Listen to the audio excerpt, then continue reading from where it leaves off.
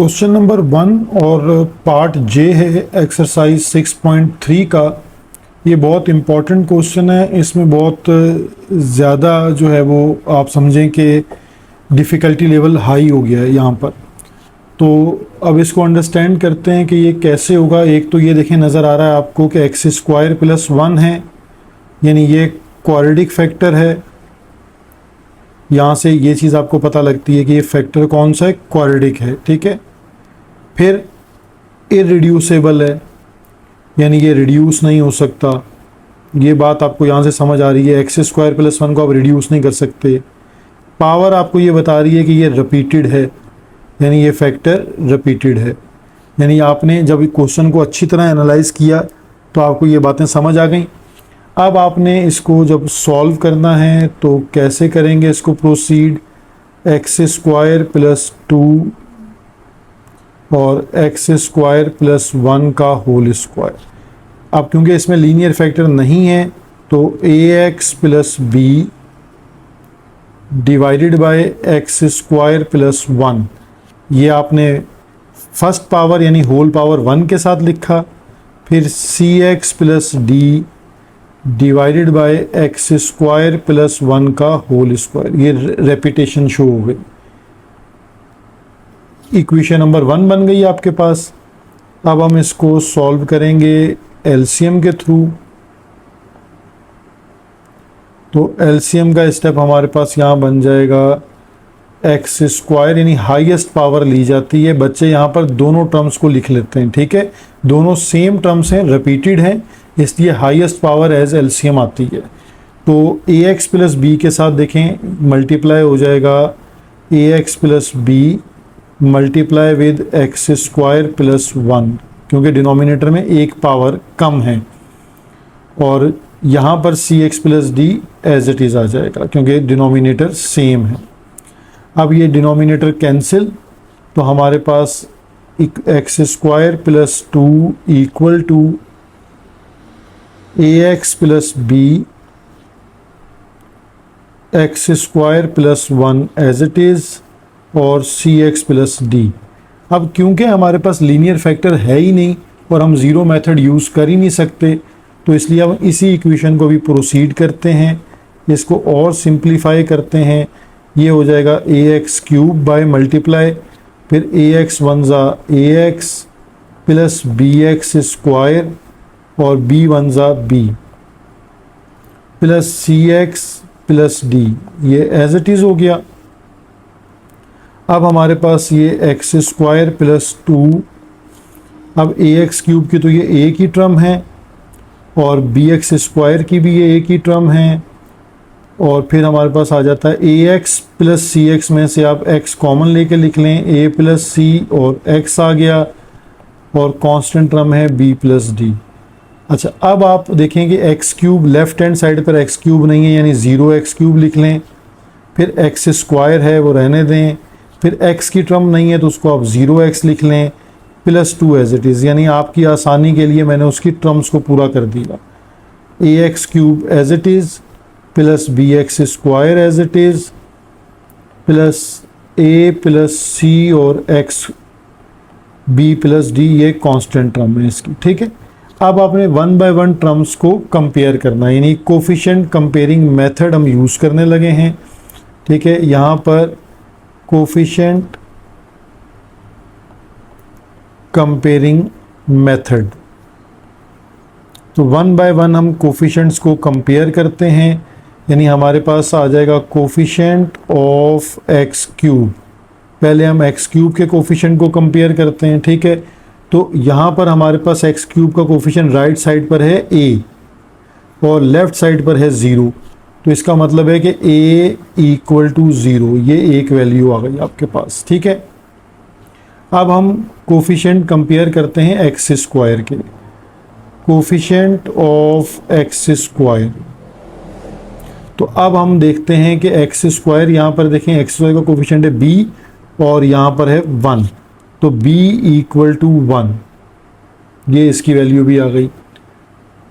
अब हम नेक्स्ट पे चले जाते हैं, कोफिशिएंट ऑफ एक्स। तो कोफिशिएंट ऑफ एक्स में हमारे पास यहाँ पर कोफिशिएंट है a प्लस सी जो राइट साइड है, और लेफ्ट साइड पर है 0, तो a plus C equal to 0, तो a की वैल्यू 0 थी प्लस c इक्वल टू 0, तो इसका मतलब है c भी 0 आ गया आपके पास। अब हमारे पास लास्ट रह जाता है b प्लस डी जो हमारे पास है, यानी कांस्टेंट टर्म्स। ठीक है, जो कांस्टेंट टर्म है उसमें हमारे पास b प्लस डी, और वहाँ हमारे पास लेफ्ट साइड पे कांस्टेंट टर्म है 2, तो b की वैल्यू है 1 प्लस डी इक्वल टू 2, तो यहाँ से d की वैल्यू आ जाती है 2 माइनस 1 1। तो देखें आपके पास a b c d ये सारी वैल्यूज़ आ गई, a 0 आ गई, b 1 है, फिर c 0 है और d 1 है। अब हम इनको पुट करते हैं जो हमने इक्वेशन 1 लेट की थी, तो वो हमारे पास इक्वेशन नंबर 1 जो थी उसको हम प्रोसीड करते हैं। इक्वेशन नंबर 1 थी x square plus 2 divided by x square plus 1 का होल स्क्वायर इक्वल टू, हमने लेट किया था इसको a x plus b divided by x square plus 1, then c x plus d divided by x square plus 1 का whole square. अब चारों values इसमें put कर देते हैं, a 0 x plus b 1 divided by x square plus 1, फिर c आपके पास 0 x, D हमारे पास 1 और एक्स स्क्वायर प्लस 1 का होल स्क्वायर। तो ये अब इसके कंपोनेंट्स आ गए, यानी पार्शियल फ्रैक्शन के थ्रू हमने गिवन रैशनल फ्रैक्शंस के कंपोनेंट 0x तो देखें ख़त्म हो जाएगा, तो 1 अपॉन एक्स स्क्वायर प्लस 1 ये पहला कंपोनेंट आ गया, फिर 0x ख़त्म हो जाएगा और 1 अपॉन एक्स स्क्वायर प्लस 1 का होल स्क्वायर। ठीक है, ये जो सारा प्रोसेस किया है इसमें हमने जस्ट पार्शियल फ्रैक्शन यूज़ करके गिवन रैशनल फ्रैक्शन को हमने उसके कंपोनेंट्स में रिजॉल्व कर लिया। अब हम इस पर अप्लाई करते हैं इंटीग्रेशन। ठीक है, apply integration on both side.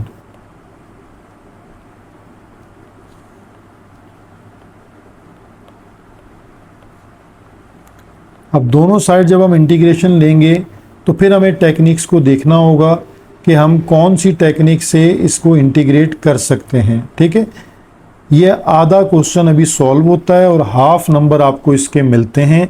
ये लॉन्ग का क्वेश्चन है, तो इट मीन्स के साथ आप 4 नंबर का काम यहाँ कर चुके हैं। अब आपने इंटीग्रेशन अप्लाई कर दी, यहाँ से आपके नेक्स्ट 4 नंबर की वर्किंग स्टार्ट होती है। dx और इंटीग्रेशन का जब भी साइन लगाएं तो फिर टर्म के साथ आप अपने dx का साइन अप्लाई कर दें। ये अब आपका क्वेश्चन यहाँ से क्वेश्चन इंटीग्रेशन की तरफ मूव करेगा। अब जो फर्स्ट आपके पास कंपोनेंट है ये तो देखें, आपको मेरा ख्याल है कि अब कंफर्म याद हो गया होगा कि 1 upon x square plus a square dx, ये 1 अपॉन ए टेंजेंट इनवर्स, सबसे ज़्यादा यूज़ होने वाला फार्मूला यही है। ये इस पर 1 के ऊपर ये वाला फार्मूला अप्लाई होगा। लेकिन ये जो सेकंड केस है, यानी जो सेकंड कंपोनेंट है, यहाँ पर क्योंकि उसके ऊपर स्क्वायर पावर आ गई है, तो स्क्वायर पावर की वजह से अब इस कंपोनेंट को आपको एक अलग तरह से डील करना है, और वो सब्स्टिट्यूशन मेथड है जो मैंने इससे पहले आपको एक लेक्चर्स में बताया है। अब आपको वो मेथड भी रिकॉल हो जाएगा यहाँ पर। ठीक है, तो हम पहले कंपोनेंट की इंटीग्रेशन तो इजीली कर सकते हैं, क्योंकि a की जगह 1 आएगा, तो हम इस पहले वाले पार्ट को तो ऐसे लिख सकते हैं x square plus 2 over x square plus 1 का होल स्क्वायर dx, और यहाँ पर जब फर्स्ट कंपोनेंट को अप्लाई करेंगे तो 1 अपॉन ए की जगह क्योंकि 1 आना है तो ये ख़त्म हो जाएगा, जस्ट टेंजेंट इनवर्स x। ये आपका पहला कंपोनेंट इंटीग्रेट हो गया। अब दूसरे कंपोनेंट का नंबर है, यहाँ पर आपको मैं एक और अब चीज़ समझा दूँ। ठीक है, होपफुली आप इसको याद रखेंगे। हमने 3 तरह की सब्स्टिट्यूशन मैंने आपको बताई थी। कि सब्सटीट्यूशन जो मेथड हम कर रहे थे वहाँ पर, यानी प्रीवियस एक्सरसाइज 6.2 का क्वेश्चन नंबर 1 के लेक्चर को आप रिपीट कर सकते हैं। सब्सटीट्यूशन में आपको 3 तरह के मेथड बताए थे। एक था कि अगर under root a square minus x square हो, एक आपको सब्सटीट्यूशन बताई थी कि x square minus a square आ जाए, और एक ये थी कि x square plus a square हो। ये आपके पास सब्सटीट्यूशन बताई थी कि ये a x equal to a sine theta हो जाती है, ठीक है। नेक्स्ट वन में जब माइनस आ जाता है तो ये x equal to a sec theta हो जाती है।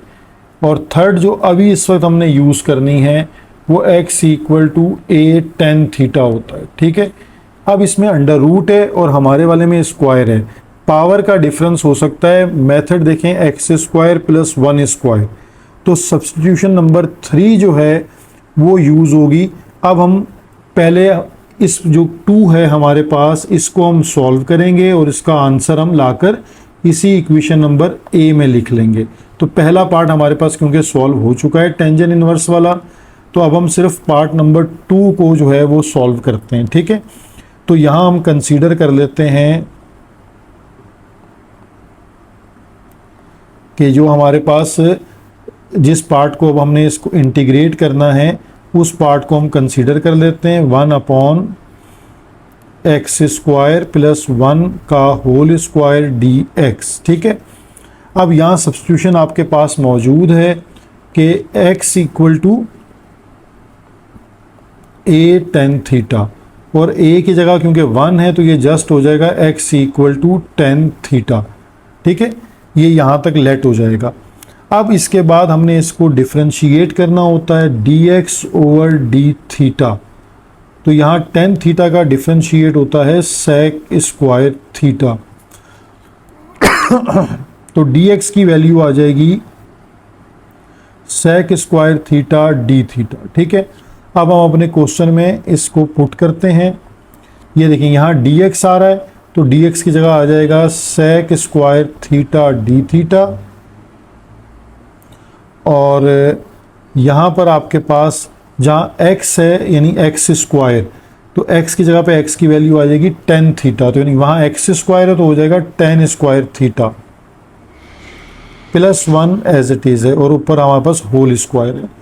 अब आपको थोड़ी सी ट्रिग्नोमेट्री की तरफ जाना पड़ेगा कि टेन स्क्वायर थीटा प्लस 1, ठीक है, ये किसके इक्वल होता है, सेक स्क्वायर थीटा के, ठीक। तो अब हम इसको पुट कर देते हैं कि sec square theta d theta as it is, और नीचे हमारे पास हो जाएगा यहाँ पर सेक स्क्वायर थीटा का होल स्क्वायर। तो इट मीन्स कि एक सेक स्क्वायर कैंसिल हो जाएगा, तो अब हमारे पास आ जाएगा 1 upon sec square theta d theta. तो 1 अपॉन सेक स्क्वायर थीटा जो है वो आपको याद होगा कि ये इक्वल होता है cos square theta d theta के। अब यहाँ एक बहुत इम्पॉर्टेंट फैक्टर यहाँ बन गया, ठीक है, ये वाला कि अगर इंटीग्रेशन ऑफ कॉस स्क्वायर है तो इसका हमारे पास कोई डायरेक्ट फार्मूला मौजूद नहीं है।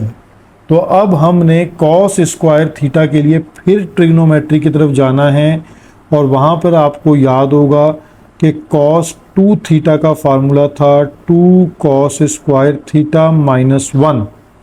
यहाँ से कॉस स्क्वायर थीटा की वैल्यू निकालिए, -1 को शिफ्ट करेंगे तो वो हो जाएगा 1 प्लस कॉस 2 थीटा, और ये 2 cos square theta as it is. तो कॉस स्क्वायर थीटा का जो फार्मूला बन जाएगा वो होगा 1 प्लस कॉस 2 थीटा, यानी ये अब इस क्वेश्चन में सिर्फ आपको ये आए या अलग से कॉस स्क्वायर थीटा आ जाए तो उसका इंटीग्रेट इसी फार्मूले के थ्रू होगा। यानी ये भी हिंट मतलब बहुत अच्छे से अपने पास नोट कर लें, कॉस स्क्वायर हो या साइन स्क्वायर हो। अगर साइन स्क्वायर होता तो sine square theta equal to 1 minus cos 2 theta upon 2 हो जाता। दोनों के लिए यही मेथड लगेगा, और ये क्वेश्चन कई दफ़ा पेपर में आ चुके हैं, क्योंकि इसके लिए आपको ये एक फार्मूला पर्टिकुलर फार्मूला यूज़ करना है तो ये बच्चों को भूल जाता है, तो इसको आपने जहन में बिठा लेना है यहाँ पर। अब आपने कॉस स्क्वायर थीटा को रिप्लेस कर दिया 1 plus cos 2 theta over 2 D theta, ठीक है। अब यहाँ पर इसका हम एलसीएम ब्रेक करते हैं, यानी ये एक बहुत इंपॉर्टेंट पॉइंट था। इसके बाद अब हम इसको 1/2 plus cos 2 theta upon 2 D theta, ठीक है। अब यहाँ इंटीग्रेशन अगेन स्प्लिट हो जाएगी, यानी 1/2 डी थीटा। तो अब आपको याद आ रहा होगा कि हम इस कैलकुलस को क्यों कहते हैं कि ये इतनी मुश्किल है, तो थोड़ा सा तो समझ आ गया होगा, ठीक है। चलिए अब हमने इसको स्प्लिट कर लिया दो इंटीग्रेशन में, 1/2 बाहर आ गया, d theta as it is 1/2 बाहर आ गया, और cos 2 थीटा d theta as it is, ठीक है। अब इंटीग्रेशन करते हैं 1/2 डी थीटा, तो ये क्या हो जाएगा, जस्ट थीटा, और 1/2 एज इट इज। और जब आपने cos 2 थीटा को इंटीग्रेट करना है तो वो क्या हो जाएगा, sin 2 थीटा। एंगल में चेंज क्या है, 2 का, तो वो डिवाइड बाय 2, ठीक है। तो यहाँ इसकी भी इंटीग्रेशन हो गई, 1/2 थीटा प्लस 1/4 sin 2 थीटा, ठीक है। यहाँ तक भी बात क्लियर हो गई। अब आपने जो सब्स्टिट्यूशन स्टार्ट की थी वो क्या थी, x equal to tangent theta. तो इसका मतलब है यहाँ से थीटा की वैल्यू क्या आ गई, टेंजेंट इनवर्स x। तो ये रिप्लेस कर दीजिए, ठीक है।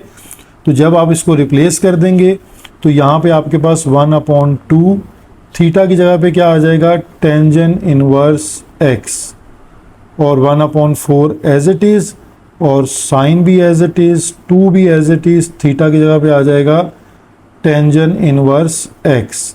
अब हम जब टोटल आंसर लिखेंगे इक्वेशन नंबर ए के साथ मिलाकर, यानी रिज़ल्ट है, अब मैं इसको दोबारा लिखता हूँ ताकि आपको बात समझ आ जाए।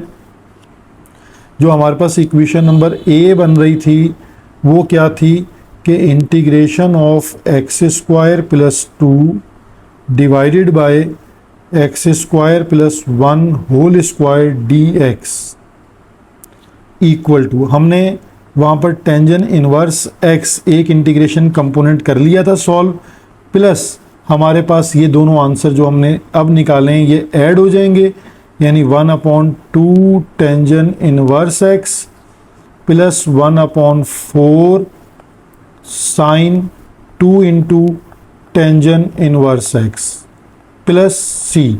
तो ये हमारे पास इसकी इंटीग्रेशन कंप्लीट होती है। इसी तरह हमारे पास ये जो एक्सरसाइज 6.3 है, अब हमारे पास इसका क्वेश्चन नंबर 1 कंप्लीट हो गया। मैंने आपके लिए तमाम पार्ट्स जो हैं वो सॉल्व किए हैं, ठीक है, और एक एक कंडीशन को बहुत ज़्यादा एक्सप्लेन करके आपको बताया है कि आप उसको अच्छी तरह अंडरस्टैंड कर लें।